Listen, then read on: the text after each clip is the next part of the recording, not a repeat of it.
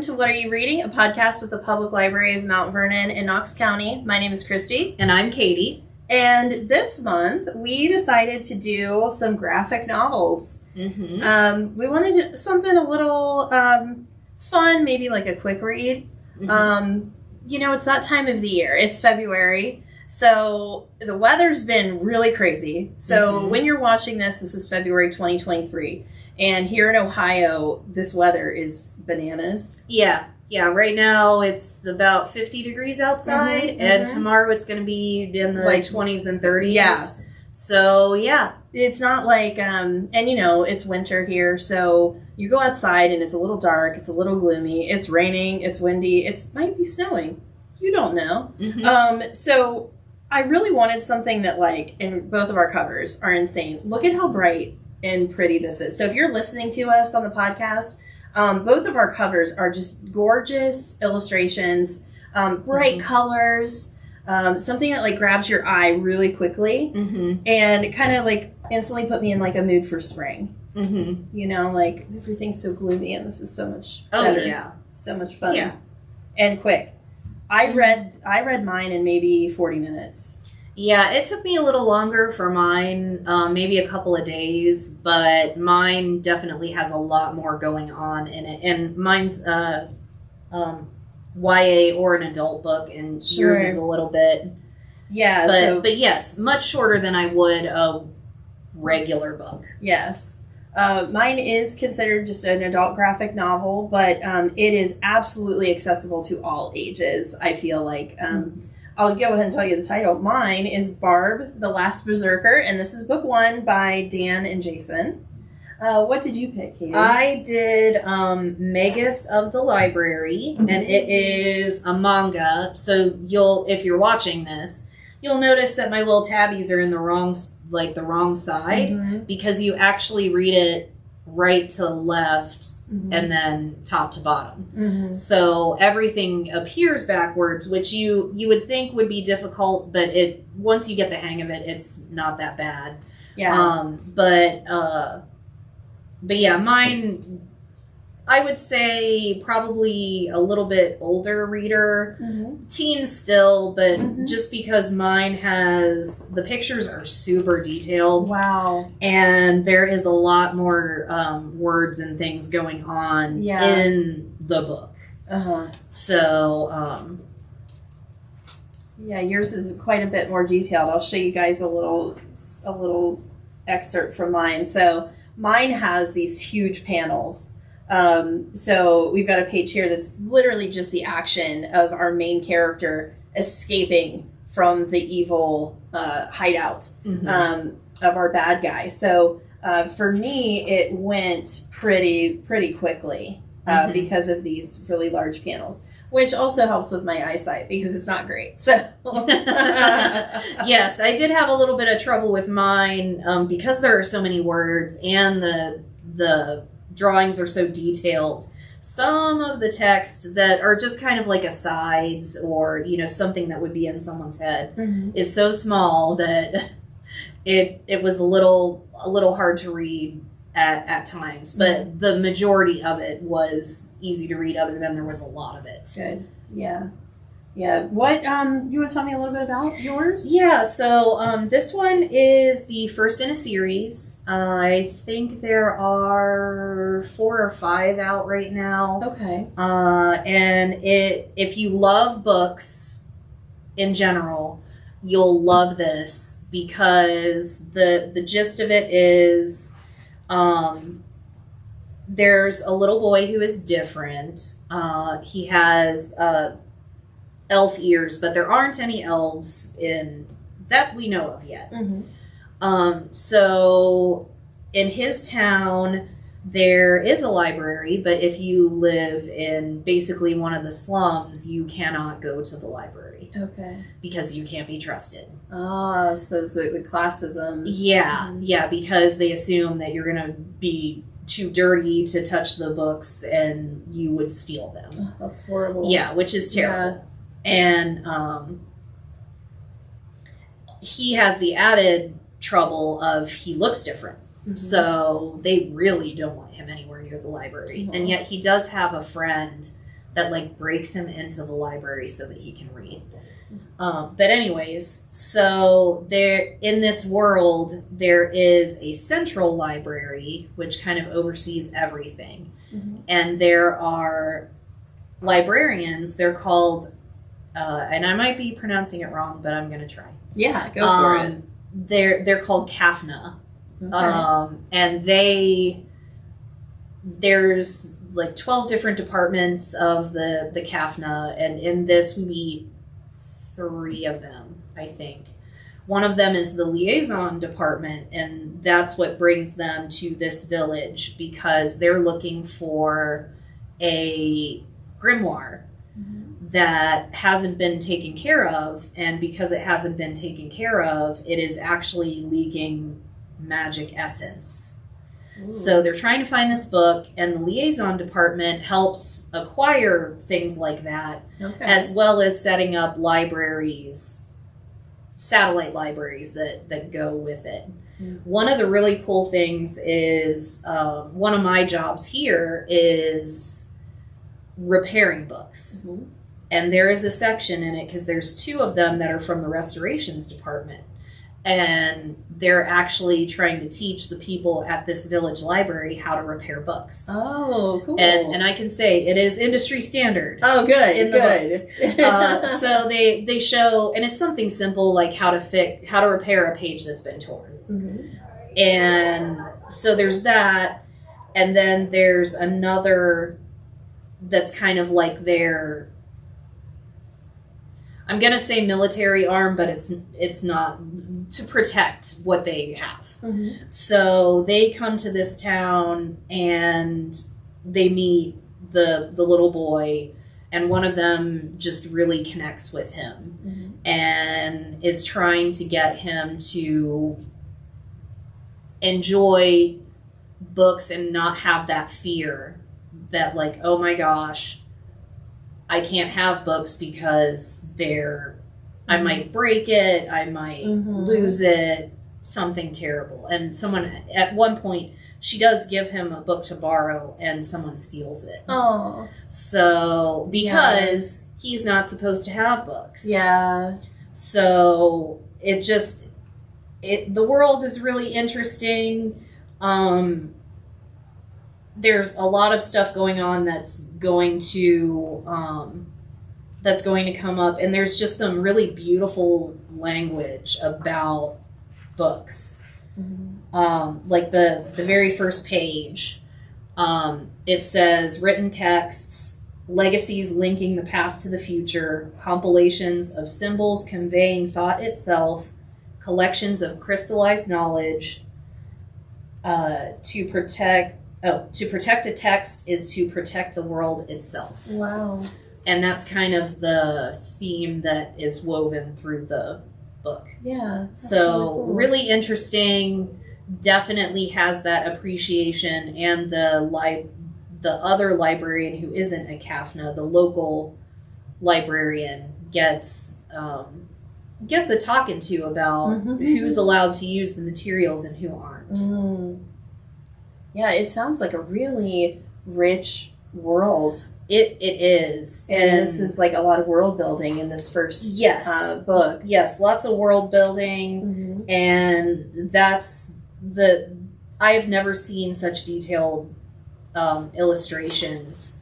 And it's really cool that there definitely is some magic, because this is a picture of the Kafna coming into town. Oh, wow. And they're all riding different types of animals. Uh-huh. I mean, 2 of them are sort of horses, but one of them has like ram's horns. Ooh. And cool. One of them, you can't see, she's sitting on top of the camel, is a fairy. Oh, so, I love that. Or some small being that has wings, because we don't have labels for that yet. So there's definitely some magical elements that are going to be in it, but aren't a lot in it yet. Okay. So I'm excited to see, as the series progresses, where we go with it. Yes, exactly. And spoiler alert, the end is the boy which it's not really a spoiler because that's what the front cover is. He gets to go to library school. Oh, that's awesome. So it ends with him traveling to library school. Wow. So that's what the rest of the series will be. So it's great. Especially people like us that obviously have a soft spot for books and being librarians. It just sounds like a great read for anybody that's interested in those things. Oh, yeah. And preserving our books.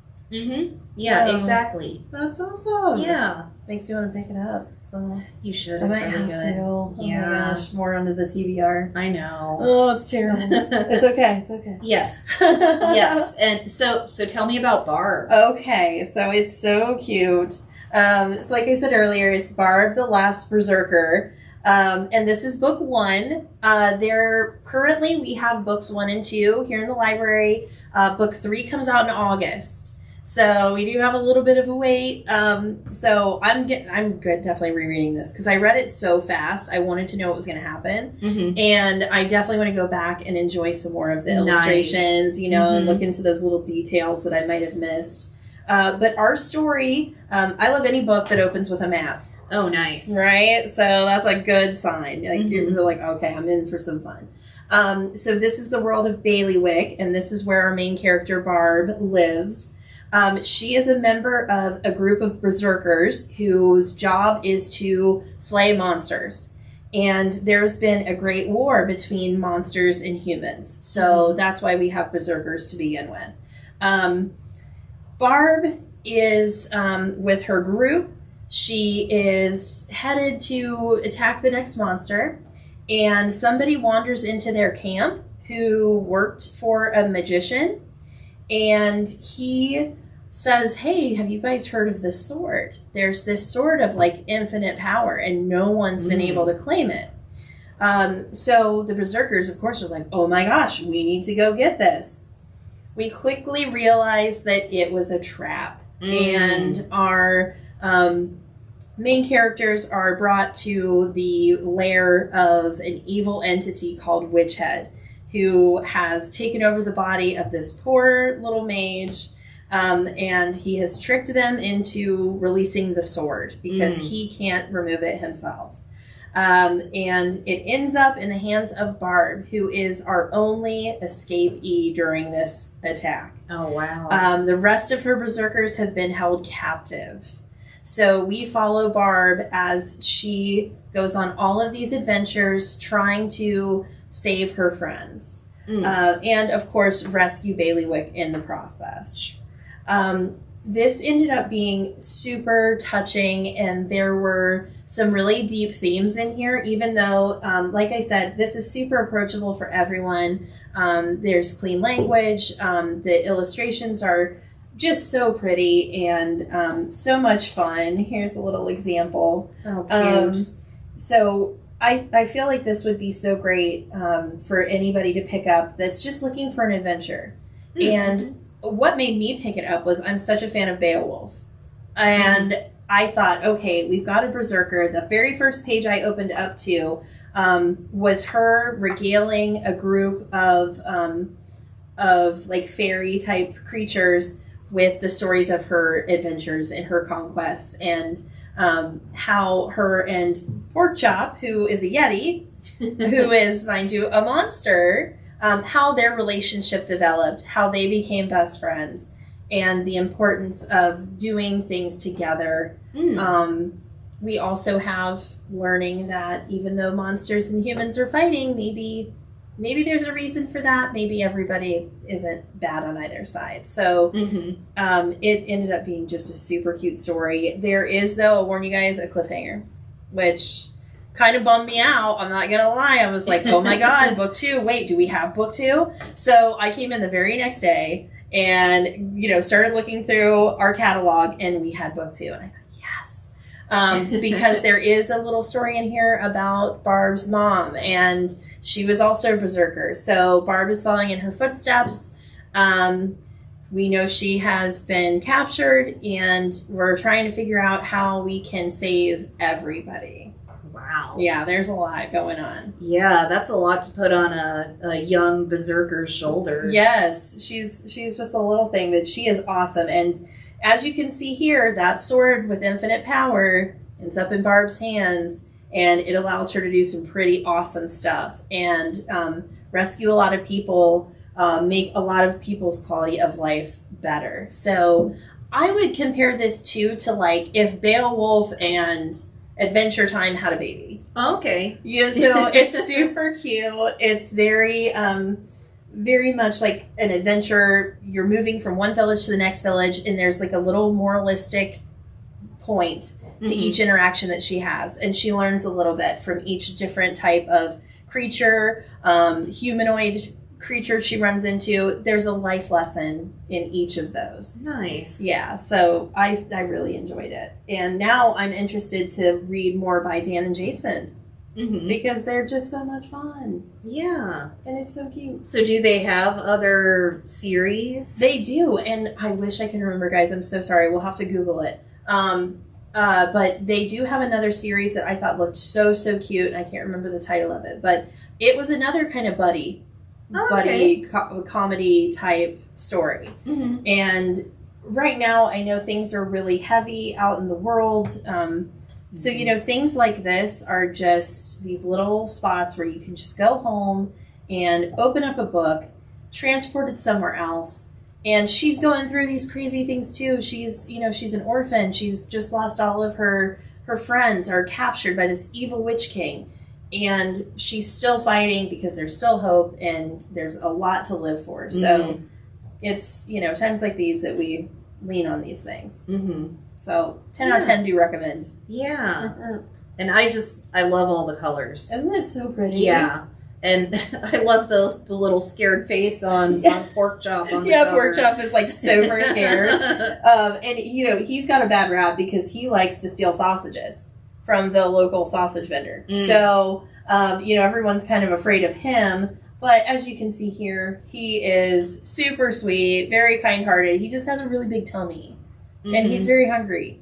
He's a Yeti. There's a lot to feed there. So there's some misunderstandings. Yeah, and as you have. Yeah.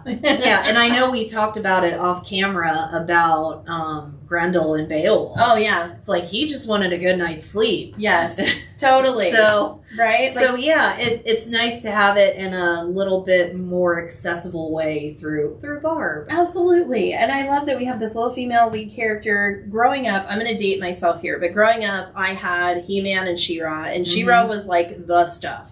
Like I had the action figures and her horse, and like she had that sword and that cape, and it just brought back all of those like awesome 80s, 90s memories that of just like this good old fashioned adventure cartoon. Loved it.